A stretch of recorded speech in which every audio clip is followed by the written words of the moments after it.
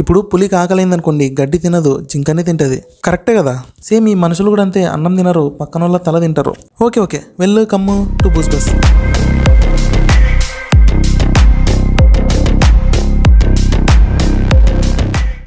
Number 1, Allu Arjun మామూలుడు కాదబ్బా. పాపం వాళ్ళ తమ్ముడు అల్లు శిరీష్ ని పెద్ద ఎర్రి పుష్పాన్ని చేశాడు. ఇప్పుడు కాదులే, చిన్నప్పుడు. యాక్చువల్ గా ఏం చెప్పాడంటే వరల్డ్ లో బెస్ట్ కుంఫు ఫైటర్స్ 3 ఉండేవాళ్ళు. ఫస్ట్ జాకీ చాన్, సెకండ్ ఇంకెవరిదో పేరు చెప్పి, థర్డ్ది నేనే అని చెప్పుకున్నాడంట. దీన్ని శిరీష్ అన్న నమ్మి మా అన్నతో దమ్ముంటే ఆ పని స్కూల్లో అందరికి చెప్పుకునేవాడంట. కొన్ని సంవత్సరాల వరకు ఇదే నిజం అనుకొని లాస్ట్ కి బకరా అయిపోయాడు.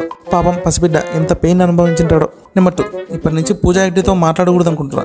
ఎన్ని సినిమాలు చూసిన తనవి పూజ అని పేరు వింటే చాలు సక్ సక్ అని కోసుకునేటోని, అంత మాదిరి ఇష్టం. కానీ ఇప్పుడు చూడండి, ఇల్లు కొన్నాక గృహప్రవేశానికి పిలిచలేదు. ఏం లేదబ్బా, రీసెంట్ గా పూజా హెగ్డే ముంబైలో ఒక ఇల్లు కొనిందంట.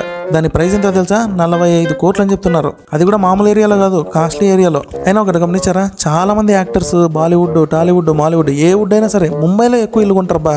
దీనికి రీజన్ ఏందో నాకు కూడా తెలియదు, కనుక్కొని చెప్తా. ఒకవేళ మీకు తెలిసింటే కమెంట్ చేయండి. నెంబర్ 3, హిందీలో రామాయణం వస్తుంది కదా, అదే రణబీర్ కపూర్, యష్, సాయి పల్లవి వీళ్ళది. ఈ సినిమా మీద మీకు ఏమైనా నమ్మకం ఉందా? నాకైతే లేదు. ఎందుకంటే లాస్ట్ టైం మొక్క పెట్టారు.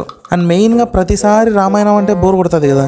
అండ్ ఏదన్నా కొత్తగా చూపించాలన్నా కూడా పాసిబుల్ అవ్వదు. ఉన్నది ఉన్నట్టుగానే లేకపోతే ఎత్తిపోతుంది. అండ్ ఆ ఉన్నది ఉన్నట్టుగానే చూస్తే మనకు బోర్ కొడుతుంది. సో మాక్సిమం ఈ సినిమాకి పెద్ద హైప్ ఉండకపోవచ్చు. ఓకే మ్యాటర్ ఏంటంటే యష్ ఉన్నాడు కదా, అతను కూడా ఈ సినిమాకి one of the co producers అనమాట. కేజీఎఫ్ ద్వారా ఎంతైతే అమౌంట్ వచ్చిందో దాన్ని అంతా కూడా ఈ సినిమాలో పెట్టేస్తున్నాడంట. ఏ నమ్మకంతో పెడుతున్నాడో ఏందో మరి. యాక్చువల్ గా యష్ గురించి రీసెంట్ గా టాక్ ఏంటంటే కేజీఎఫ్ తర్వాత చాలా స్టోరీస్ వచ్చినా కూడా ఒక్కటి కూడా నచ్చలేదని రిజెక్ట్ చేశాడంట. సో మనోడు మంచి స్క్రిప్ట్ ఉంటేనే చేసేటట్టున్నాడు. ఇలా చూసుకుంటే మనోడికి హిందీ రామాయణం నచ్చిందని చెప్పొచ్చు. సో అందుకే ఈ సినిమాలో యాక్ట్ చేస్తున్నాడు అండ్ ఇన్వెస్ట్ కూడా చేస్తున్నాడు. నెంబర్ 4, యానిమల్ పార్క్ లో సల్మాన్ ఖాన్ గెస్ట్ రోల్ చేస్తున్నాడంట. అండ్ బయట ఏం మాట్లాడుతున్నారంటే ఆ సినిమాకి ఆయన 80 కోట్లు రెమ్యూనరేషన్ తీసుకుంటున్నాడని చెప్తున్నారు. ఏంది సందీప్ బ్రో ఇది, ఎప్పుడు వాళ్ళనే తీసుకుంటావా? అయినా ఎందుకబ్బా అన్ని డబ్బులు ఖర్చు చేస్తున్నావు? నన్ను అడిగితే నేను చేయనా కేమియో రోల్?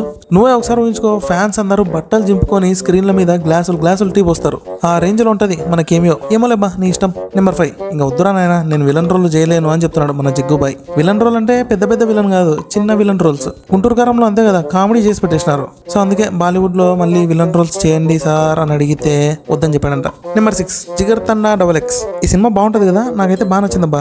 అండ్ ఇప్పుడు ఈ సినిమాకి సీక్వెల్ రాబోతుంది. అండ్ ఈసారి ఇది వచ్చేసి కంప్లీట్ గా పాలిటిక్స్ గురించి అంట. అండ్ దీన్ని ప్రొడ్యూస్ చేస్తుంది లోకేష్ కనకరాజ్. పార్ట్ 2 అంటున్నారు కాబట్టి ఏమన్నా SJ సూర్య అనే హీరోగా ఉండే ఛాన్స్ ఉంది.